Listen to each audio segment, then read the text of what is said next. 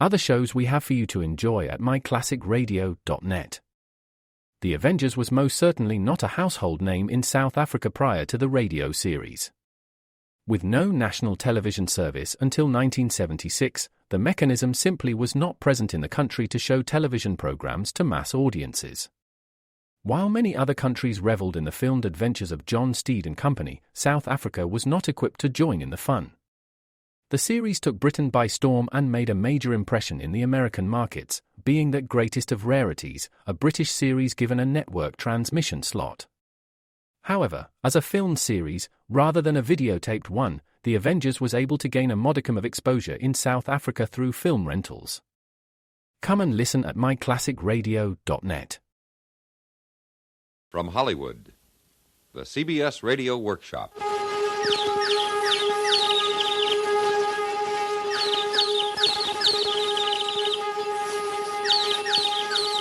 This is Radio Rhodesia, broadcasting on the mega, micro, and strato beams. We take you now to the Ethnical Museum of Antiquity at Kenya, and our correspondent, Dinar Geb. Come in, Dinar Geb. Stand by, please. We are trying to get through. Radio Rhodesia to Dinar Geb in Kenya. Come in, Dinar Geb. CBS Radio presents the CBS Radio Workshop, dedicated to man's imagination, the theater of the mind. Some weeks ago, the workshop presented A Pride of Carrots, in which the novelist Robert Nathan described the planet Venus as it might appear to modern man. In the broadcast you are about to hear, Mr. Nathan describes our culture as it might appear to the men of 6,000 years from now. Based upon the story in the current issue of Harper's Magazine, here is Mr. Nathan's report on the Weans. This is Dinar Geb speaking from the Great Hall of the Ethnical Museum of Antiquity at Kenya. If my voice sounds a little strange to you, it's because I've become infected with the excitement of the scholars gathered here to receive the reports from the field expeditions on the Great West Continent. As you know, as part of the worldwide celebration of this astrophysical year of 7956 A.D., teams of archaeologists have been working for months in the tumuli, or city mounds, of the uninhabited continent. Our staff correspondents are with them now at the tumulus of Enyok, at Shaago, at Loose Angles, and at Pound Laundry. In just a moment, you'll hear them in person. But first, standing beside me at this microphone is Sra Bahan Bolek, Chancellor of Education and Curator of the Museum. Sra Bolek, would you care to give our listeners some hint as to what discoveries may be announced today? No, Sir Geb, that would be cheating. Yes, I suppose it would. But I will say this. I believe we all agree that we have come to a great distance in understanding the Weans since the first artifacts were dug up in the city mound of Boxtin, or as some prefer to pronounce it, Boston, nearly 200 years ago. They're the ones in this case, are they not? That's right. An ivory cross attached to some beads, and a rusted iron wheel, apparently designed to run along some kind of track. But alas, scarcely enough upon which to postulate a culture or project a civilization. And so, for more than a century, the Great West Continent has kept its secret. But during that time, other discoveries were made, were they not? Oh, yes. From time to time, hunters, prospectors, and other adventurers returned from that deserted and forbidding land with fragments of scrolls. But they were completely meaningless hieroglyphs until the discovery, some years ago, of the talking disc of Weans. Weans. That's the city mound at the extreme south of the Great West Continent, isn't it? Exactly. At the mouth of the immensely wide, dry river, the Misses. It was there, in the winter of 7940, that an expedition under my esteemed colleague Han Shui discovered the disc in an astonishing state of preservation. Since the disc of Weans gave us our first indication of the identity of the people of We, I thought perhaps it would not be inappropriate to hear it now. An excellent idea. Is that the original you have there? Oh, my, no. This is a copy, a transcription of it. The original is never removed from the vaults of the museum, but it is a faithful copy. Listen. Now, Weans knows, and they'ns knows, too, down deep in theyns hearts, that Weans ain't gonna let theyns tell us'ns how to run things down here. We all can manage us'ns own affairs, and no damn Yankee from the north is gonna tell us'ns nothing. Well, that's mighty interesting, Schrabolik. Mighty interesting. But what does it mean? Well, its actual meaning is obscure. But don't you realize that this human voice, speaking to us from 6,000 years ago, has uttered the sound of every letter symbol in all the glyphs and scrolls we have discovered? We know now, thanks to the great deductive scholarship of Srahan Shui, that these people, who so often inscribed their scrolls with the letters U.S.A., referred to themselves as Weans. We did not know how to pronounce USA prior to the discovery of the Disc of Orleans. Now we know that Usans is incorrect, and the symbols USA are properly pronounced Weans. Well, thank you, Schrabolik. I believe Srahan Shui is at the City Mound of Chicago right now with our Radio Rhodesia reporter, Hule Benneker. Take it away, Hule. Thank you, Dinar Geb. This is Hule Benneker at the Chicago Excavation. And here is the distinguished professor and dean of the Advanced School of Primitive Languages of Kenya University, Srahan Shui. Greetings to my colleagues in the field as well as back home. This is indeed a great and proud day for me. I have found another disc. Just as the talking disc of Orleans gave us the secret of the Weans language, I believe the singing disc of Chicago may indicate what the music of the Weans was. There seems to be an inscription on the disc, Shra Shui. What does it say? It is somewhat unclear. The nearest I can make out, it says, Blue Sway Shoe by Avis Paisley. Sold 1 million copies. What does it mean? I haven't the slightest idea, but let's listen to the music. Well, it's 1 for the money, 2 for the show. 3 to get ready now. Go, cat, go, but don't you step on my blue suede shoe. That's music? Primitive, isn't it? Most rudimentary. Yes, but I'd hardly call it music. Hello, Han Shui. Hello, friend Shui. Can you hear me? Yes, who is it? Von Bolek at Kenya. Congratulations on your find. Oh, thank you, my old friend. But I'm afraid you're mistaken. Mistaken? Yes, that's not music. That's a religious ceremony. What? Yes, you have misread the inscription. It is not Avis Paisley. It must be Ephus Fresley. Fresley? Yes. Don't you remember my translation of the Enyok scroll regarding a great religious festival? I quote, "And Fresley threw his head back and commenced, and did cause them by rock and roll to give out cries and screams loudly in the aisles and corridors, all in syncope," unquote. You are right as always, Rabolek. I had thought it was music. I doubt if the Weans had any music. But your find is more important, for it proves they had a religion. And now, after that unscheduled but exceedingly interesting interchange between 2 longtime friends and associates, we continue our report on the Weans from the far edge of the continent.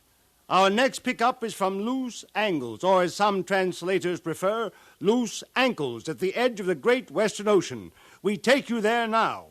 The next voice you will hear will be of our staff correspondent, Yush Ertebi. Thank you, Hule Benneker in Chicago. This is Yush Ertebi speaking to you from the excavations near the bleak brown hills of Loose Angles. And here beside me is the head of this particular expedition and the only woman scientist participating, Sres Besnev, the brilliant dean of advanced femininity at the University of Zagora. Hello there. I was most interested in the comments Sarah Bahan Bolek just made upon the religious significance of the find at the Chicago dig, because out here we too have come upon objects which have for the first time led us to believe that the Weans did indeed have a primitive religion. You are referring to the golden idols? Precisely. Repeatedly in the kitchen middens of smaller communities surrounding Loose Angles, we have dug up these small gilded statues cast away among the pottery sherds and other refuse. The presence of so many of the golden fetishes indicates beyond a shadow of a doubt the existence of a considerable cult of Oscar, as our translation of certain scrolls prove the god's name to be. So for several months we've been searching for the temple of this god, particularly in this area of Holy Wood, which by its very name indicates that it was once a place of veneration and worship. I believe I can safely report to you today that we have unearthed the Temple of Oscar. It is not large as temples go, but it is distinguished from all the others in archaeological history in one important respect. You see, one expects to read the record of vanished races on the walls or frescoed ceilings of ancient temples. Here the record has been placed on the floor. The court is laid out in squares, and in each square are the imprints of feet and hands and words. What do they signify? My specialty is archaeology, not hieroglyphs. But my guess is that they were incantations to the god Oscar. The footprints were perhaps those of his priests, or perhaps sacrificial victims. Can you translate any of them? Well, I can try. Here's one that says, Gloria Swan Song. Utter gibberish. Look at this one. There's the imprint of what looks like spectacles. Yes, that one says, Har Old Yoid. And there's one which looks like a large human nose. Jim Me Dur Ant E. Wouldn't that appear to indicate that these were sacrifices rather than priests? Oh, quite possibly. Certainly some of them at least appear to have been put through a humiliating ordeal to prove their devotion to this ancient god Oscar. Thank you, Seres Beznev. And now this is Yush Ertebi returning you to Dinar Geb in Kenya. Back once more at the Great Hall of Kenya Museum. Sra Bullock has been joined by his colleague Sra Hap Bukong of the Libya Academy of Geophysical Sciences. Well, Sras, what do you think of the field reports so far? Splendid, splendid. They substantiate my theory that the Weans had at least a semblance of culture. Sra Bullock, to me, your theory is as unconvincing as your translation of the name of the Wean capital. Pound laundry, indeed. Well, how else would you translate it? The glyph for washing means laundry, and the Wean glyph ton stands for a unit of weight, hence pound.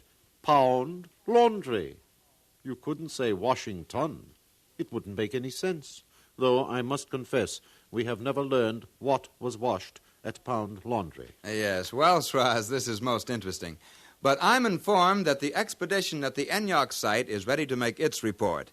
So we take you now to the city mound of Enyok and our Radio Rhodesia correspondent, Cowley D.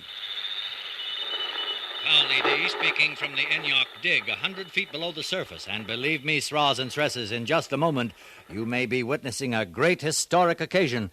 But here's the head of the Enyok expedition, Sra Obergerst Levy, to tell you about it himself. Thank you, Cowley D. We have been digging downward along this gallery for nearly a week, and at last we have arrived at a sealed door which may well be the entrance to a tomb. Above it is a glyph which translates phonetically as Macy's Bargain Basement. Seems to be meaningless. Nevertheless, we shall break through this door now and attempt to describe to you what, if anything, we find beyond. You may begin, men. Easy there, easy. What's that?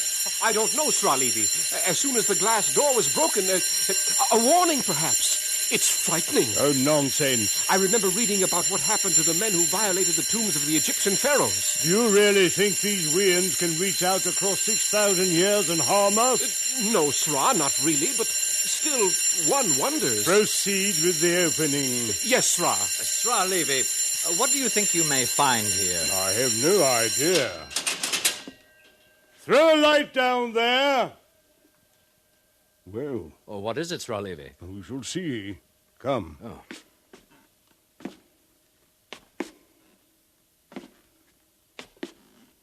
Yes. Yes, it is indeed a tomb. A tomb? Yes. Look. Will you look? On these racks here. Garments.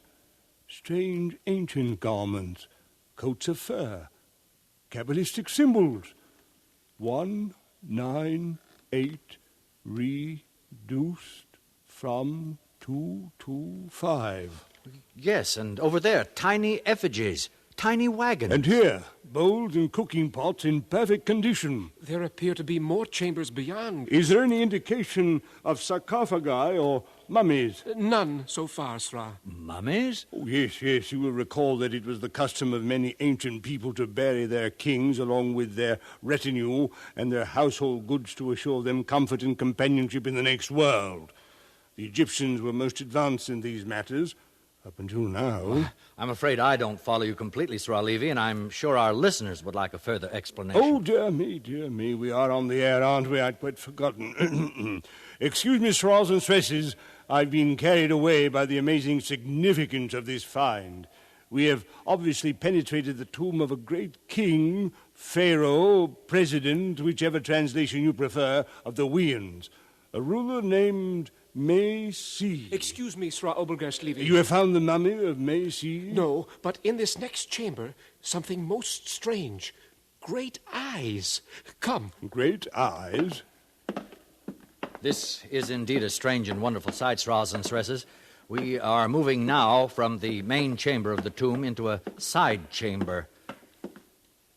And now our light beams are reflected by rows and rows of gigantic glass eyes, each in its own polished box. What are they, Sra Obergerst Levy?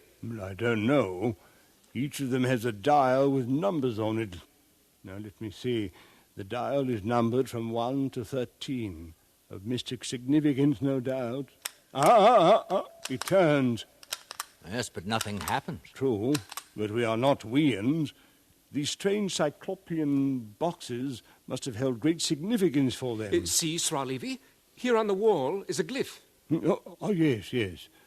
1956 model CBS Tel Viz on. Utterly meaningless. But see, the pictograph. A Wean and his she-Wean sit before the box. And in the box is the face of another Wean. Yes. Indeed, then they were eyes of some sort. But did the Weans watch the eye, or did the eye watch the Weans? These are questions that only exhaustive research can answer. But, Sra Levy, can you hazard a guess why so many of these eyes have been put in the tomb of the potentate May-C? A guess, yes, but only a guess. He must have been a man so vain that even after death he wished to watch through these eyes what his people were doing. Or he wished through these eyes that his people could watch him. Who knows? Oh, who indeed.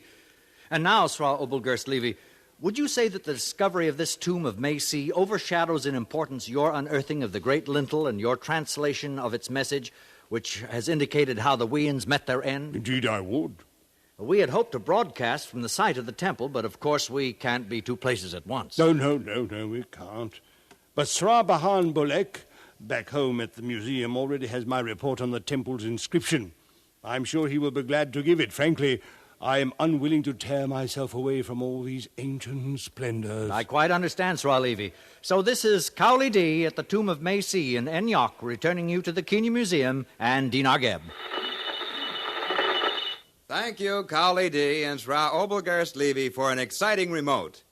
And now, Sra Bahan Bolek, I wonder if you'd be good enough to follow Sra Levy's suggestion. Suggestion? Yes, the report on the temple inscription at Enyok. Yes, of course. I must confess, I was so carried away with the magnitude of this newest find, I'd quite forgotten. Well, now for the other great discovery of Sra Obergerst Levy. We now have definite proof of how the Weans perished. For weeks, Sra Obergerst Levy has been excavating a great temple not far from where he has now discovered the tomb of May-C. Last week, he gave me, in all confidence, the intelligence he has now asked me to divulge. On the lintel of this temple, he has found this fragmentary glyph, which he translates as follows: Snow, nor rain, nor gloom of night, their appointed rounds. That is pretty obscure. Well, Sra Bukong, it is incomplete. Some of the hieroglyphs are missing. Their appointed rounds. What does that mean? Well, first, you must realize, Rabukong, that the R and the W are readily interchangeable in both the Hittite and the Hivite languages. You will then admit this may be so in the ancient Wean language. For the sake of argument. Very well, then. Instead of their appointed rounds, the phrase may well mean their pointed wounds, may it not? It might, but what about the rest of it? Well, the word nor can be considered north, and the word gloom could be translated doom, and night, fright. Then what have you got? The tragic story of the end of the Weans. The north snow, the north rain, the north doom of fright, their pointed wounds. In other words, invaders from the north have annihilated the inhabitants. That sounds pretty glib to me. Not when you remember the talking disc of Weans. Let me recall those historic and prophetic words to you. Weans knows what us want. We all's gonna get it. And no damn Yankee from the north is gonna tell us nothing. Notice the obvious reference to the enemy. Damn Yankee from the north. Oh, no, there's no question about it. North snow, north rain, doom of fright. Yes, the Weans perished by the wounds of the north. But tell me this then, Srabolik. How did they have time to inscribe this account of their annihilation on a great marble temple before they were annihilated? But that's the obvious part of it. We know that Enyaq was the most populous city in the great West Continent. And why? Because at the end it was bursting with refugees. One by one, the great cities fell to the doom of fright from the north. Chicago, Loose Angles or Ankles, Orleans, Pound Laundry. Enyaq, an island bastion, was the last to fall. Knowing the fate of the others, the Weans built this temple and inscribed upon its great lintel their fate, so that we, who came later, might understand what happened to them. Yes, sounds reasonable. But there is one more question. What is that? We have read much in their scrolls of a city more important than any of those we have excavated. Milltown? Yes, Milltown. What about Milltown? Our expeditions have searched and searched, but they have found no trace of a city called Milltown. Strange. Exceeding strange. Yes. I dare say we will never know anything more about the Weans, but we now know enough to evaluate them as a minor culture with a rudimentary religion devoted to a god named Oscar, who was worshipped by rocking and rolling. They enjoyed their brief moment in history, established their hegemony in the land of We by killing off the Aborigines. They evidently built their empire, such as it was, by the sword, and when the sword rusted, they died by another's, even as Egypt and Babylon and Greece and Rome, leaving behind them curious city mounds, a splendid tomb, and no music. Sic transit gloria Weans. Thank you, Sra Bahan Bolek. And thanks also to our scientists, archaeologists, commentators, and announcers who have made possible this Report on the Weans, the greatest single event of this astrophysical year of 7956 A.D. This is Dinar Geb speaking to you from the Great Hall of the Ethnical Museum of Antiquity at Kenya, returning you to the main studios of Radio Rhodesia.